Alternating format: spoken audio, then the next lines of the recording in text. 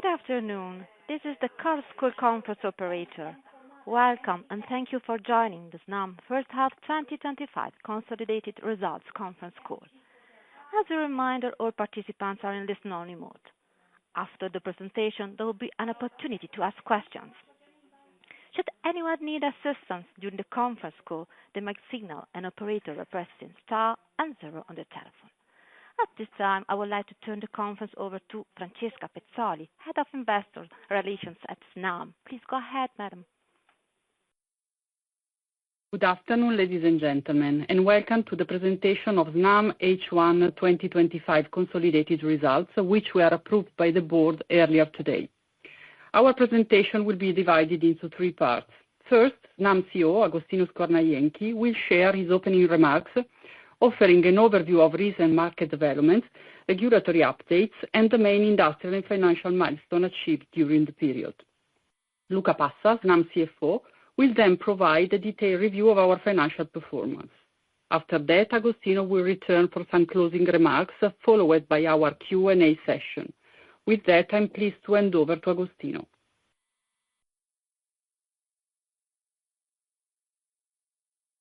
Thank you very much, Francesca. Good afternoon, everyone, and thank you for joining us today. This is my first call since my appointment as SNAM CEO in May. I'm honored to lead such a solid organization, which is a pillar of the energy system and plays a central role in ensuring energy security for our country and for Europe. I've found a company with strong fundamentals and great people. Let me begin by highlighting a few key facts that underscore the central role of Italy's gas infrastructure.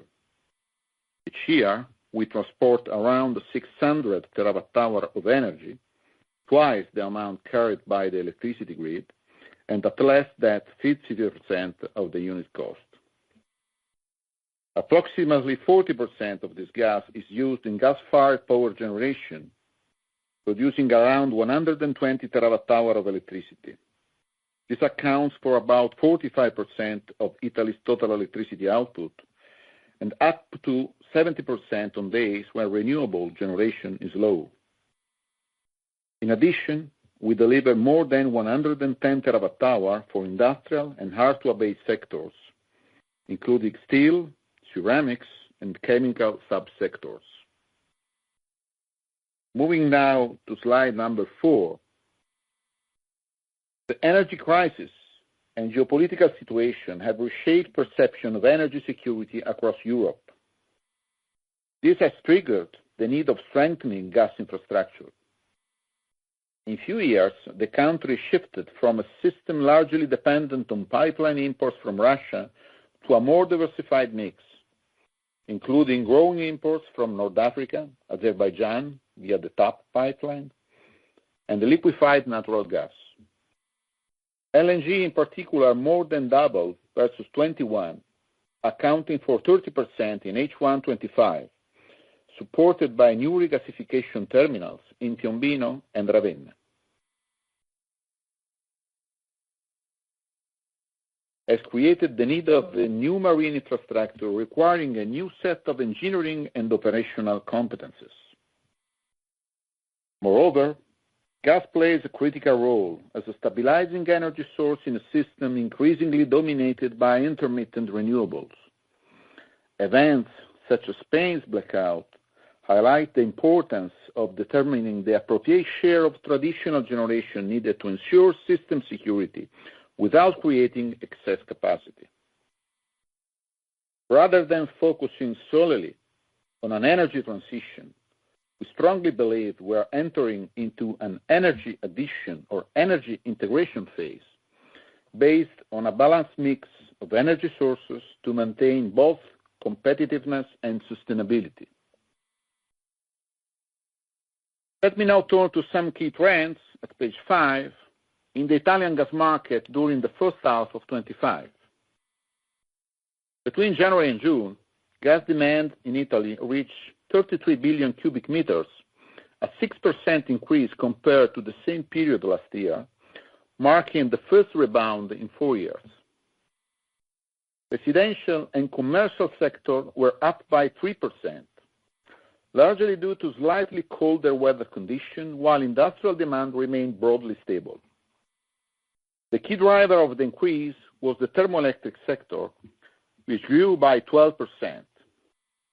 This underscores the critical role of gas-fired power generation in balancing the energy system, especially as we integrate an increasing share of renewable energy. The flexibility provided by gas plants proved to be vital to maintaining grid stability in a context of greater intermittency, and this is an European phenomenon, with gas-fired electricity production up 17% in Europe. Exports have also risen sharply, growing roughly fourfold compared to the previous year, driven in particular by flows from Tarvisio. Looking at supply flows, we have seen a notable shift.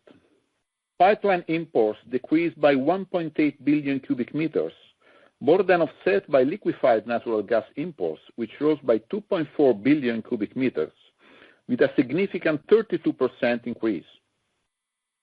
This growth was supported by the full return to operation of the OLT terminal in Livorno and the startup of a new terminal in Ravenna.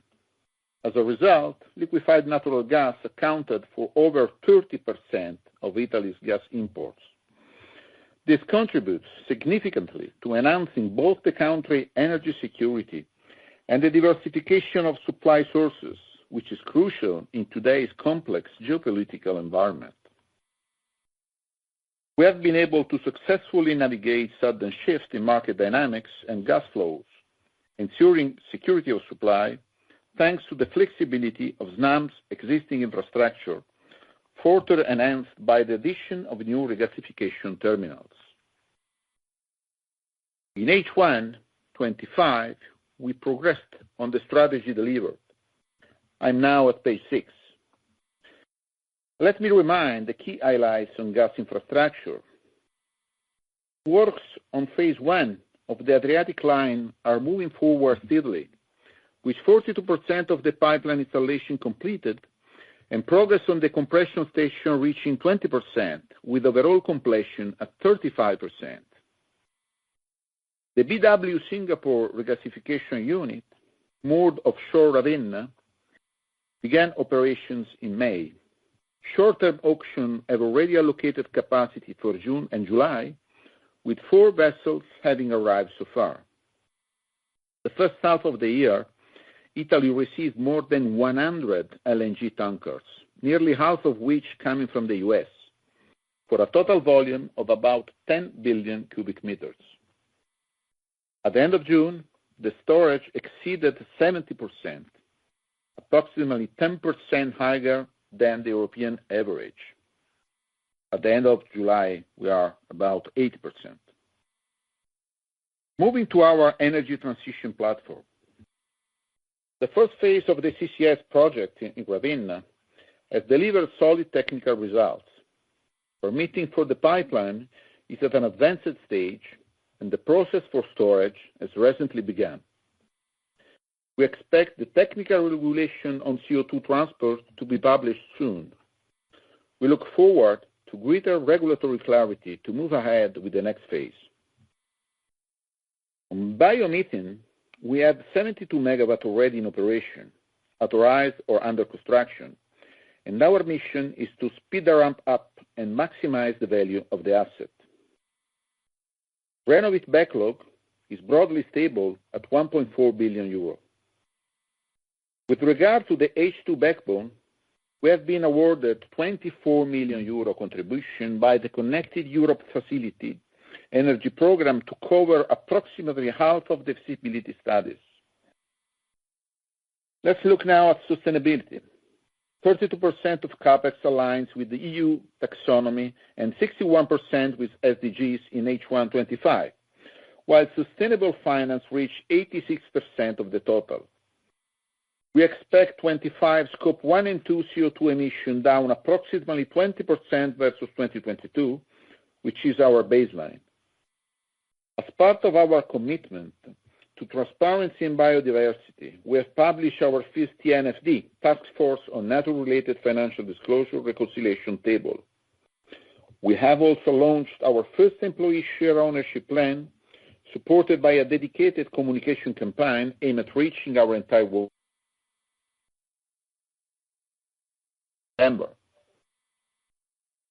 Let's now move to the H1 results at page 7. We have delivered sound performance despite persisting volatility. Adjusted EBITDA of 1,492 million is up by 5.3% year-on-year, driven by growth in regulated revenues.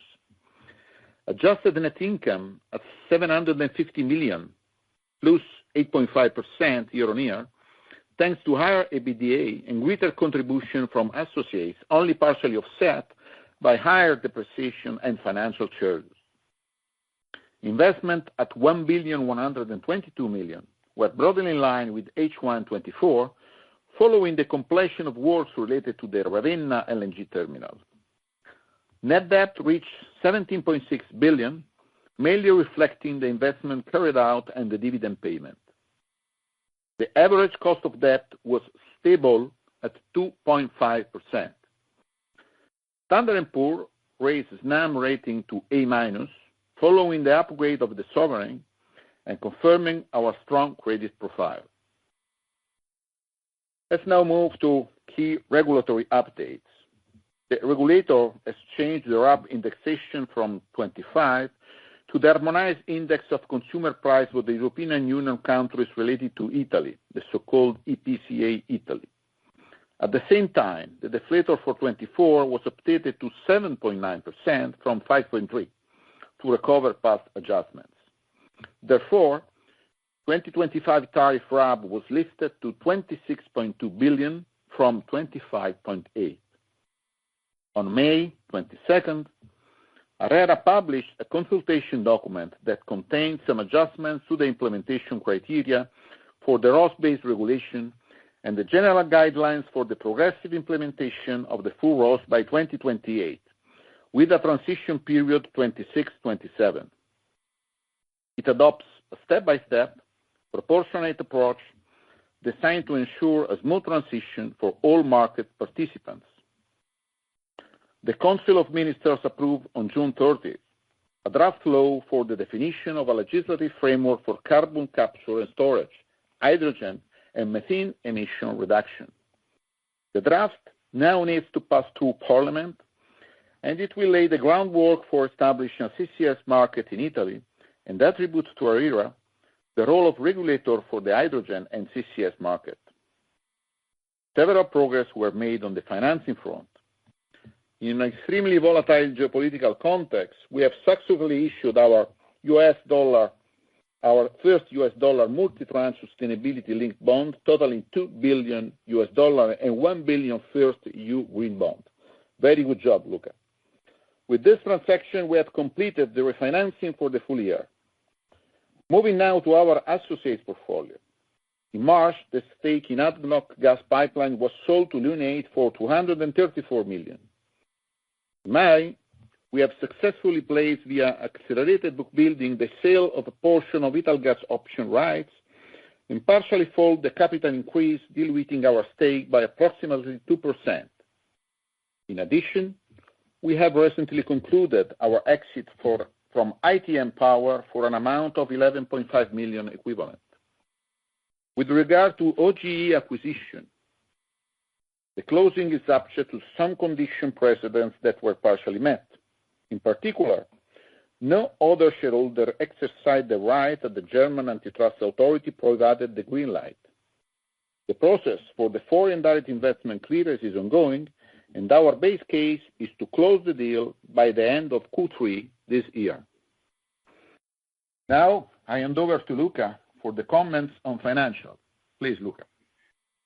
Thank you, Agostino, and good afternoon, everybody. Moving to slide number 9, out of the total around 1.1 billion of investment, broadly in line with the previous year, 32% is EU taxonomy aligned and includes, with regards to gas infrastructure, H2 ready replacement, dual fuel compression station, biomethane plants connections. As for the energy transition businesses, H2 and CCS, a large part of biomethane depending on plant technical standards, and energy efficiency excluding cogeneration. SDG alignment is instead 61%, of which the majority goes towards SDG 7, 9, and 13, respectively affordable and clean energy, industry innovation, and infrastructure and climate action. More than 50% of CapEx are development investment, reflecting the company industrial growth phase. Let's now move to H1 2025 EBITDA analysis on slide number 10. EBITDA for the period was €1,492,000,000, plus 5.3% compared to last year, or plus €75 million. The growth is mainly attributable to regulatory items for a total of around €70 million related to the recognition of the 2024 deflator update for €52 million, the adoption of the Italian IPCA for the RAB evaluation starting in 2025 for around €50 million, partially counterbalanced by the WACC decrease for around €50 million. Regulated revenues increase for around €54 million. Stogit Adriatica that entered into perimeter from the 3rd of March 2025 and positively contributed by €18 million. Ravenna FSRU that started operation in May and contributed by €4 million. In detail, the regulated revenues growth was driven by transport and storage revenues increased by around €77 million linked to the investment plan execution. Fast money effect for around €11 million. Higher allowed OPEX mainly due to inflation. These effects were partially counterbalanced by the absence of LNG extra revenues recognized in second quarter 2024 for around €40 million, the output-based reduction of around €70 million versus last year, mainly attributable to the storage reverse flow services and the expected phase-out of input-based incentives. The increase in gas infrastructure operating cost, about €30 million, is mainly attributable to labor cost, in large part due to inflation and new hires. With regard to the energy transition business, the €8 million EBITDA contribution is mainly driven by biomethane supported by higher volumes. As for the full year, our guidance is €2,850,000,000 EBITDA, which does not reflect the positive impact of the 2024 deflator update, which accounts for around €52 million, nor the switch to Italian IPCA index for RAB evaluation starting in 2025, which is worth approximately €40 million for the full year. As described at page 11, during first half 2025, our associates contributed to the group net income by €204 million, or plus €47 million increase compared to the same period of the previous year. Out of the total contribution, €131 million came from our foreign associates and the remaining €73 million from the Italian associates. Let's now dive into the performance of each one. TAP's slightly higher year-on-year contribution is driven by inflation-adjusted tariffs and lower net financial expenses. With 15% of Italian imports covered in the first half of 2025, TAP is the second largest import route by a pipeline, with commercial operation starts of the 1.2 BCM expansion in January 2026. Construction works are almost completed and commissioning activities have already started. Sea corridors operating performance remain broadly in line year-on-year, with approximately 11 BCM of gas transported to Italy in the first half of the year, confirming it as the country's leading import route by a pipe. Teréga contribution was slightly lower compared to the first half 2024, mainly due to higher energy costs driven by strong storage withdrawals, as well as higher interest expenses following a bond refinancing in 2024. Moving to Austria, TAG benefited from the new regulatory framework, which removes volume risk, allowing TAG to fully record allowed revenues versus last year, bringing net income contribution to positive. Also, GCA's performance benefited from the new regulatory framework, however offset by a worsening in the booking situation, which will be recovered from T+2. In H1 2025, we recorded a significant increase of exports from Italy to Austria, underlying the strategic relevance of this route. DESFA lower contribution is due to lower auction premium on LNG imports and export to Bulgaria, now in line with historical trends.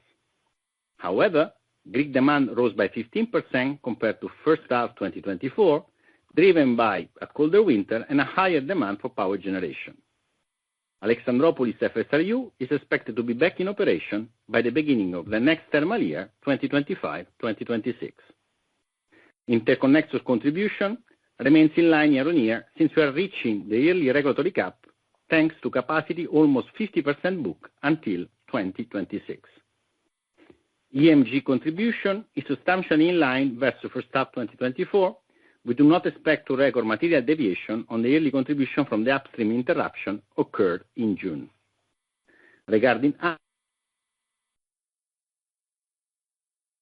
represented only 1 month of net income contribution, while you can see the consolidated reported level, the capital gain.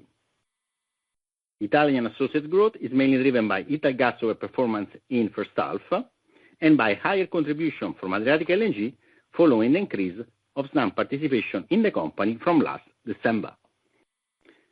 For the full year, we expect approximately 365 million of contribution from associates, assuming OGA contribution starts in fourth quarter. You will find in the index the updated info pack with detailed contribution and data of all our associates. Let's now move to the first half 2025 net income analysis on slide number 12.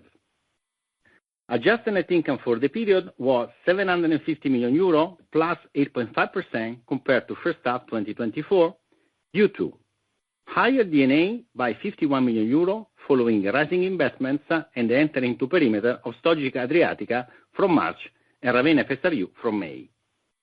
Higher net financial expenses by 22 million euro, mainly driven by a slight increase in financial expenses related to debt, reflecting higher financial indebtedness, with an average cost of net debt flat at approximately 2.5%, lower non-debt related financial income, in particular, lower interest related to the default service. Higher contribution from associates, as already commented, which was the result of higher international associate contribution for 20 million euro and higher Italian associates for 27 million euro. Lower taxes reflected higher contribution from associate to EBT, as well as tax credit adjustment related to 2024 income taxes. It is important to note that the 1.35 billion net income full year guidance does not include the positive impact of the 2024 deflator update, which is worth around 52 million euro, nor the switch to the Italian IPCA index for RAB evaluation starting in 2025, estimated at approximately 40 million euro for the full year. Turning now to cash flow on slide number 13. Cash flow from operations for the period amounted to around 1.118 billion and was the result of 1.039 billion of fund from operation and 79 million euro working capital cash generation. The change in working capital was mainly driven by regulatory working capital, with around 300 million to tariff-related items, mainly driven by additional tariff components, around 330 million absorption due to balancing and settlement activities and default service, and about 100 million cash generation, mainly driven by Superbonus fiscal credit decrease. Net investment for the period amount to 1.575 billion, including 564 million euro of cash out related to Stogit Adriatica and around 233 million euro of ADNOC disposal cash-in. Other outflows were related to the payment of dividends for 955 million euro, resulting in a change in net debt of about 1.342 billion. EBITDA cash conversion reached a very healthy 78%. Moving to slide number 14, net debt amount to around 17.6 billion euro at the end of the first half 2025. Net cost of debt, which is calculated as financial charges, net of liquidity incomes on average net debt for the period, remains stable at 2.5%, while fixed floating mix is at 89-11%. Sustainable finance ratio is at 86%, well on track to reach our long-term target of 90% by 2029. The new Sustainable Finance Framework has been published, including the new targets on carbon neutrality for Scope 1 and 2 by 2040 and net zero for all scope by 2050. Following the publication, Snam successfully placed its first US dollar multi-tranche sustainability-linked bond totaling $2 billion. It represents the first sustainability-linked transaction globally with a net zero emission target across Scope 1, 2, and 3. Moreover, in June we have published the European Green Bond fact sheet in a full alignment with the European Green Bond standards. Following it, we issued our first green bond aligned with the European Green Bond standards for a total amount of €1 billion, the largest European green bond by European corporate so far. Following these two transactions, funding for the year is completed, leaving the remaining part of the year for further opportunistic pre-funding activities. Credit ratings were confirmed by Moody's and Fitch following OJ acquisition announcements, while Standard & Poor's raised Snam positioning to A- following the upgrade of the sovereign, providing the strength of our credit metrics and business profile. I will now hand over to Agostino for the closing remarks. Thank you very much, Luca. In conclusion, we have reported solid financial results across all key indicators while making tangible progress in the execution of our strategic plan. This confirms the strength and the resilience of our business model. The broader energy and geopolitical landscape remains volatile and complex. In this context, the central role of gas within the energy system has become increasingly evident. Our infrastructure has proven essential both in supporting supply diversification and in providing the flexibility needed to balance a market that is increasingly reliant on intermittent renewable sources. Looking ahead, we benefit from strong visibility, and we are very comfortably on track to deliver or even exceed our full year 25 guidance. As Snam new CEO, I am fully committed to delivering sustainable growth, maximizing long-term value creation for all our stakeholders, and preserving the company's robust financial position and flexibility. We move forward with confidence, supported by solid fundamentals, a clear strategy, and a purpose-driven organization ready. And on this, let me thank all the Snam people for the tremendous effort and professionalism they put in their daily activity. In conclusion, things are happening in a very volatile energy environment. Snam wants to play a central role in reshaping the energy sector toward the future. We are now available to take all your questions in a live Q&A session. Thank you very much. This is the Chorus Call conference operator. We will now begin the question and answer session.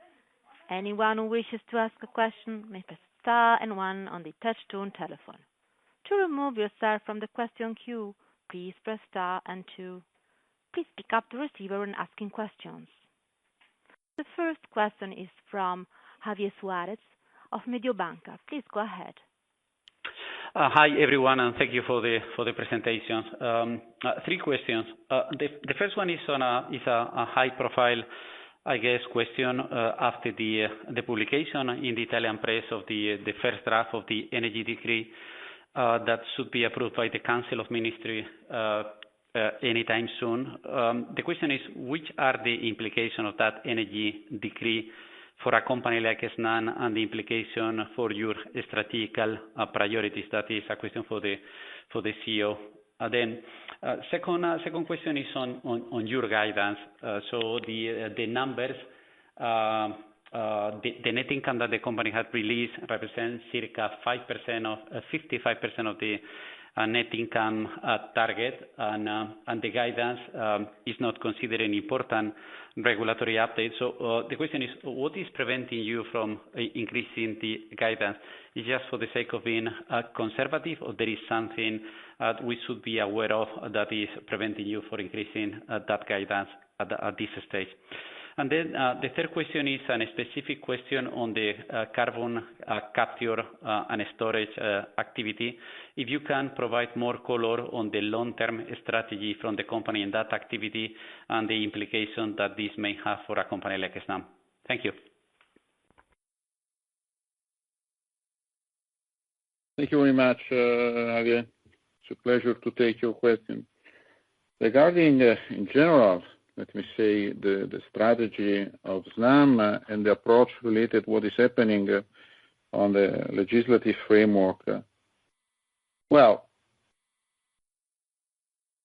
I think that we do have an environment in which we have to face, as a nation, high energy costs and also some increasing concern for the security of supply. This is our life in the latest 4 or 5 years, with the crisis following the invasion of Ukraine. And also, this is something that is continuing with the recent events and blackouts events that happened not so far from here. So there are some concerns about the stability of the electricity systems and the long-term perspective about such a sector. I do appreciate a lot the effort of the government in trying to find long-term solution to these complicated issues that involves the proper structure of the market after 30 years of functioning of a certain market system that probably was defined several years ago with different priorities and the criteria that now need to be updated. So we are very positive on this. But we don't want to play, let me say, a passive role. We want to play a proactive role in supporting institutions and find the right solution. We presented last January a business plan.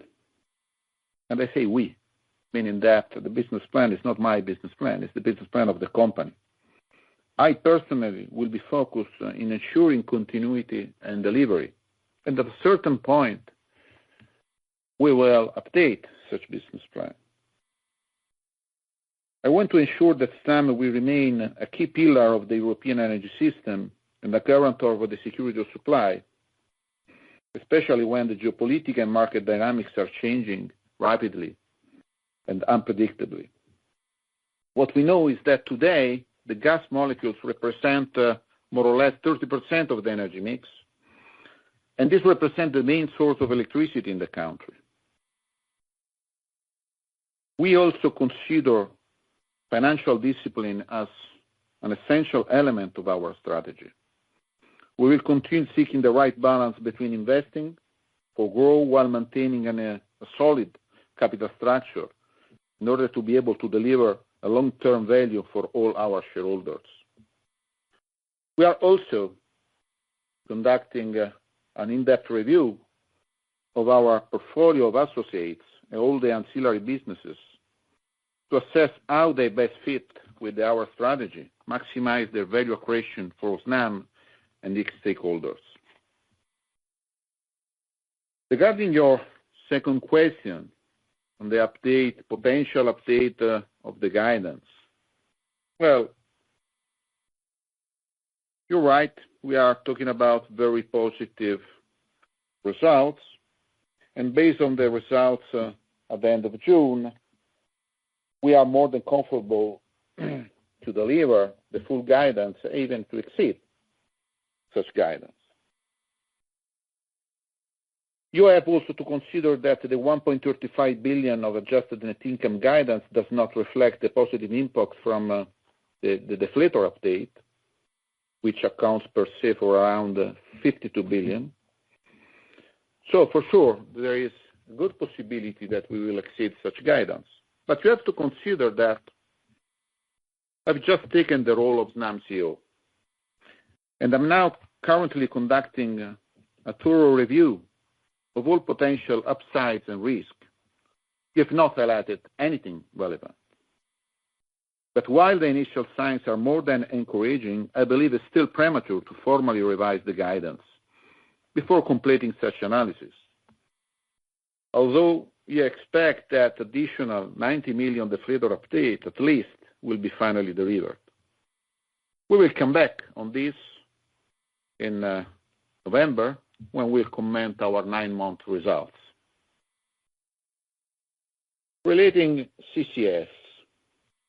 Well, from a technical standpoint, let me say that we are continuing to advance in the Ravenna CCS project with a very good partnership with Eni. We consider that CCS will be a relevant part of our industrial future. And this is something that needs to be connected with what we just explained during the presentation. We know that we will need a certain amount of gas to continue to provide technical support to the electricity system and to industrial sector. This is what I mean with energy integration. We have to integrate our gas, and we have to accept that a certain part of CO2 needs to be emitted. So the question is not how to put gas to zero, because this is impossible from a technical standpoint. But how can we manage this in a sustainable way? And CCS is a technology tool that we want to explore at the best of our possibility, and this is what we will do in the coming future. The Ravenna exercise is an excellent example of what Italian technology can do in partnership with the relevant players. And aside this, we consider very positive the decision of the government to start discussing about the future regulation on CCS. We will follow it, and we will provide all our support to this evolution.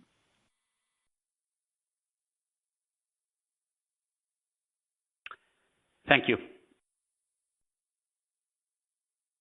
The next question is from James Brand from Deutsche Bank. Please go ahead, sir. Hi, thank you for taking my question. And Agostino, congratulations on joining SNAM, and I wish you, all the best of luck in the new role. I just had one question actually, and that was on new incentives. As I understand it, the regulator is working on potentially kind of 2 or 3 new incentives for you, or maybe 2 new incentives, and you can propose one.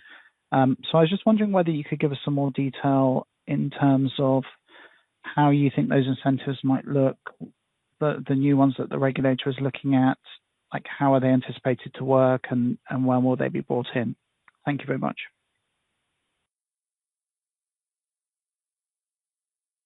Well, I think that you are talking about the consultation document issued by ARERA at the end of May that contains adjustment to the implementation criteria for the ROS-based regulation.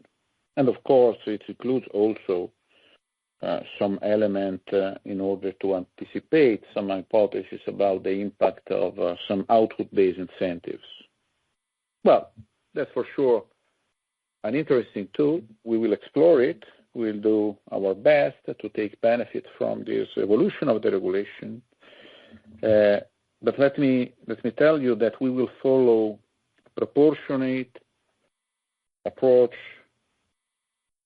We want to not to use this tool with, let me say, a speculative approach. We try to do our best to implement evolution that will provide real changes for the benefit of the final customers, but without creating any relevant modification to our risk profile.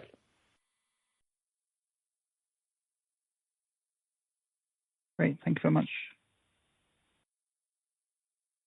The next question is from Bartek Kubicki of Bernstein. Please go ahead. Thank you very much, and good afternoon, and Agostino, all the best as well.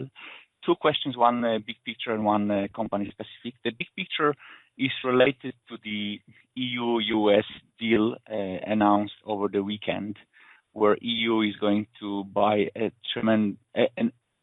much bigger amount of energy from the US. So I just wonder, how do you look at this from gas infrastructure perspective? Because I guess it also means importing much more gas to the EU market. So just your view, whether it's actually feasible and whether there's enough transport LNG capacity in Europe and in Italy to take more US gas. That would be the first one. And second, the company specific is look at you regarding the funding structure. I recall in the past, Snam used to have much higher proportion of floating debt. I think it was even hitting around 25% years ago. Now you have 11%, so you have kind of fixated a higher amount of your debt. Is it like this to be going forward? I mean, you want to have much more fixed debt in the funding structure, or this is only temporary and future needs you will be financing with short-term floating debt as well? Thank you. Thank you very much, Bartek, and also James. Thank you very much for your congratulations. I will do my best as Snam CEO. So regarding the evolution on import side on LNG and the recent news happened on the agreement between EU and the United States. Well, let's start from some historical figures.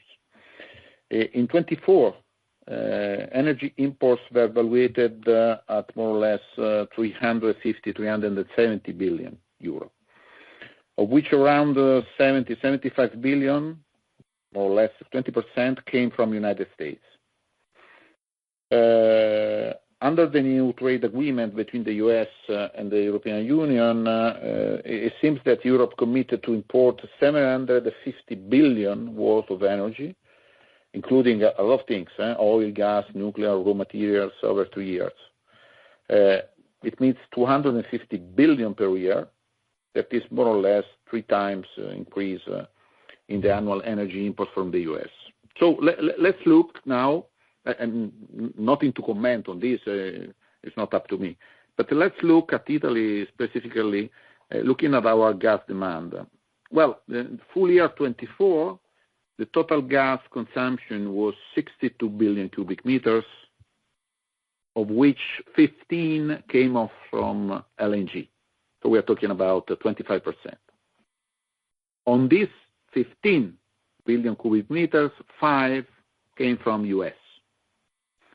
If we move to 25, we do expect the total gas demand will move from 62 to 64, with 20 BCM, 20 billion cubic meters, so 30% expected from liquefied natural gas. If we look at the figures at the end of June, we are more or less on the US gas where we were at the end of 24. And we do expect that if this trend continues, we will expect to more or less double the volumes from US in 25. If you look at the regasification capacity of the Ravenna terminal, that has been added to the other station in unit, the total regasification capacity for the country reached 28 billion cubic meters. That is more or less 50% of the capacity that could be used to accommodate potential LNG imports from the US. Regarding your question on debt structure, I'll give the floor to Luca. Please, Luca. Hi, Bartek. Regarding the funding structure, the 89-11% fixed to floating is temporary. We have, let me say, a target to be on 75-25 every year. It's temporary, and it's related to the fact that we issued longer-term fixed rate, as you might recall, in the US.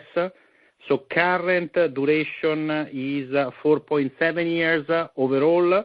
We expect to finish the year shortening the duration between 4.2 and 4.3 average, as well as cost of funding. Today is 2.5. We expect to finish the year at 2.6% overall net debt cost of funding. Thank you very much. The next question is from Alberto De Antonio of BNP Paribas Exane. Please go ahead. Hi. Your new role. A couple of questions from my side. The first one, maybe a follow-up on guidance regarding the net income of 1.35 billion. You mentioned the second account, the deflator, which is 52 million, and then the APCA adjustment. Could you remind me the number? Is 40, so 40 or 1414? It will be the first one.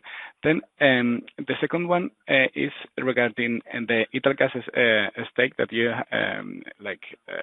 you have not fully subscribed all the shares, and actually the share has performed really well. Could you consider to sell this stake or part of this stake to finance your operations? Do you have a full discretionary decision power regarding this, or will you have to reach an agreement with CDP, your major shareholder, or do you have any other contractual or legal requirement that prevents for doing so? And finally, maybe if you could update us on the mark-to-market value of the WACC for 2026, if you expect the threshold of a trigger mechanism to be reached, or it's still below the 30 basis points. Thank you so much.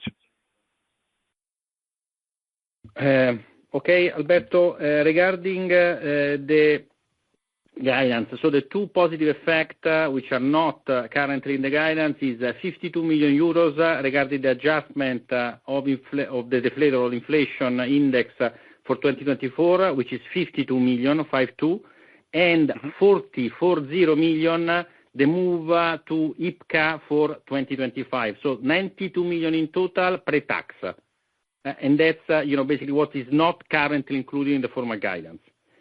Regarding the Italgas stake, you might recall that we have one shareholder pact with CDP, which is our shareholder and also Italgas shareholder, that provides us not to go below 6.4% in Italgas. And on top of that, we've issued an exchangeable back in 2023 that is basically covering what is left between 6.5 and 11.4%, which is our current stake. Therefore, we do not expect to do anything on Italgas, given the contractual framework that is actually in place on both the exchangeable as well as the shareholder pact. Regarding the third question, mark-to-market on WACC, we are currently still above the triggering mechanism on the WACC. It's currently 15 basis points away on the transport, which is the, I would say, most relevant one, and about 5 to 6 basis points away when it comes to regasification. There are only 2 months left, so our expectation is clearly for the trigger not to be triggered.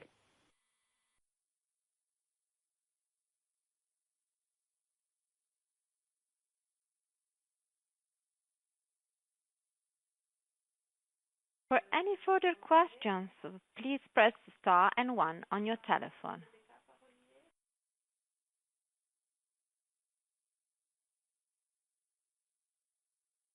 The next question is a follow-up of Alberto De Antonio from BNP Paribas Exane. Please go ahead.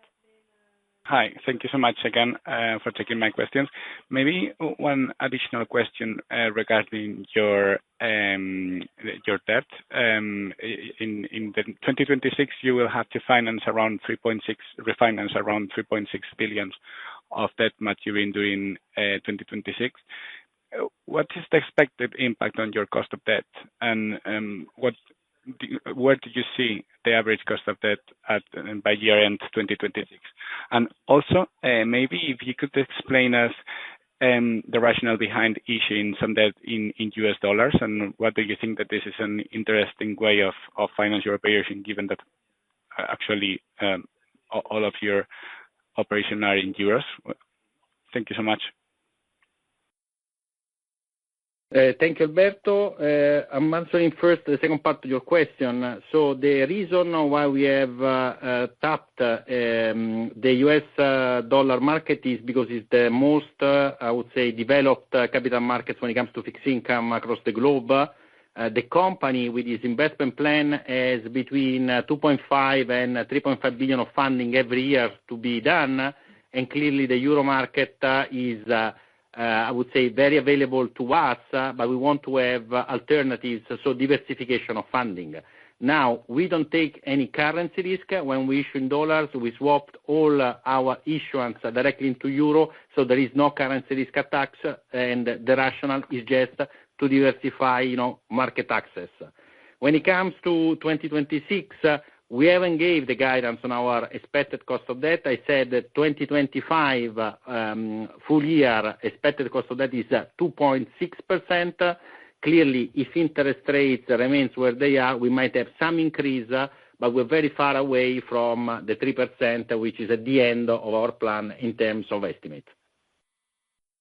Yes, if I may add something, Luca, if you don't mind, I will insist on what I told you previously. We consider our financial solidity, stability, and confirmation of our rating important element of the strategy of the company. We will do our best to keep the debt under very strict control, to pay as less as possible for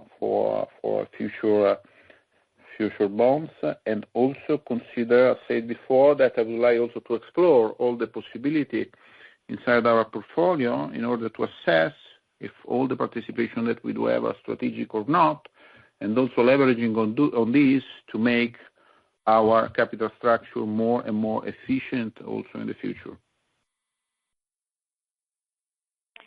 Francesca Pezzoli, there are no more questions registered at this time. So thank you very much for listening to the call. As usual, the Investor Relations Department is available for any follow-up question. Thank you very much.